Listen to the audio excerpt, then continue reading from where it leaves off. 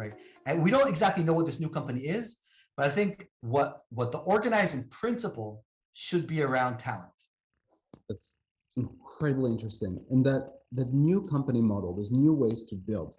We stumble upon that kind of by mistake when, in order for us to deliver the A-team service, we needed a way for customers to design their team. What is the team that I want? And we realized, wait, actually, more and more companies are thinking in terms of those project initiatives, missions, basically teams. There's also another factor that's accelerating things, which is that more and more companies, as they scale, because the rate of competition is accelerating, they have to do many times that 0 to 1 effort across many products. Like basically companies are becoming multi-product companies. So more and more they have to think through these initiatives.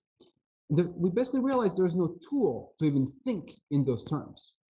To be able to say, okay, I have these initiatives going on. This is what these initiatives are doing. These are the teams that power that.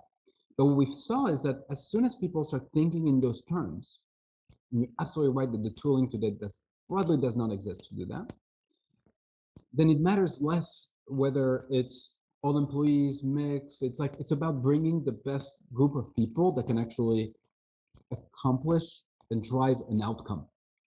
And that's potentially that new company model and operating system may be one of the greatest opportunities for companies to help with in the years to come.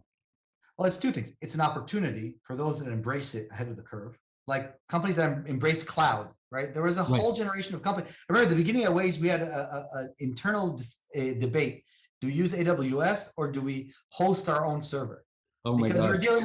we're dealing with a problem that is geographics, is finite amount of roads in the world, and a problem we could easily solve by just throwing a whole bunch of cores at the problem instead of distributing it among multiple machines, right? That's a kind of decision that from a technology perspective made more sense to take one huge machine and just process the hell out of it and do it quickly and simply, right? But if you begin thinking about the overhead of managing your own servers and redundancy and backups, etc., we had no choice and hiring the talent that can run these machines, right? Because you're basically competing for SRE talent against Google, right? So how's that versus we made the right decision going into cloud? And I think the biggest reason we did that, I spoke to a few people, senior people in Silicon Valley, they all said the same thing. They said, look, unless you're willing to pour concrete, you have to go to the cloud. So unless you're building your own data center and running it yourself, meaning you're one of the top, 10 companies in the world, right? You have to go to the cloud because you will never hire the talent that can actually run this. Now, when you think about what's going on with cyber today, right? The fact that some hospital runs its own Exchange server with an IT manager and is actually at war with hackers in China and think they can hire the talent to deal with that is a joke, right? Microsoft, Google, Amazon are struggling every day to fight with the Chinese hackers. So this hospital is going to be able to hire someone. And it's not a coincidence that we're seeing all these ransomware attacks, right? It's the same problem, right? When your mindset determines what technology you build and what talent you hire. And so on one, it's an opportunity, and then it's a threat.